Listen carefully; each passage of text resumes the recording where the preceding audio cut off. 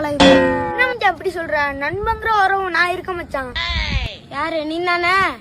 நீ என்ன கொடுத்த காசை திருப்பி கேக்குறிய மச்சான்? குட்டு சொல்லுங்க பட்டு. பரிமளா ஆண்டி இருக்காங்கல்ல, அம்மாக்கு ஒரு 5000 தரணும், போய் வாங்கிட்டு வரியா? சரிங்க பட்டு. காசை கொடுங்கன்னு கேட்டா உங்க அப்பா போன் நம்பர் கொடு, உங்க அப்பா போன்ல போட்டு விடுறேன் அந்த ஆண்டி. நீ மாதிரி அறிவான பையமா? அதே அப்பா நம்பருக்கு பதிலா வேற நம்பரை கொடுத்துட்டு வந்துட்டேன். நிஜமாலுமே நம்ம லைஃப் நல்லா தான் போயிட்டு இருக்கா இல்ல நல்லா போயிட்டு இருக்குன்னு நம்மளை நாமளே ஏமாத்திக்கிட்டு இருக்கோமா? நீ இப்படி படுத்துக்கிட்டேன்னா எங்களை யாருமா பாப்பா? ஆமாங்க, டாக்டர் வேற சொன்னாரு ரொம்ப ஸ்ட்ரெயின் பண்ணக்கூடாதுன்னு. கஷ்டப்பட்டாங்க பாவம். அப்ப எனக்கு சரியா இந்த வாட்டிக்கு நீங்க தான் வீட்டு வேலை பார்க்க போறீங்களா? எனக்கு என்னமா தெரியும் வீட்டு வேலையை பத்தி?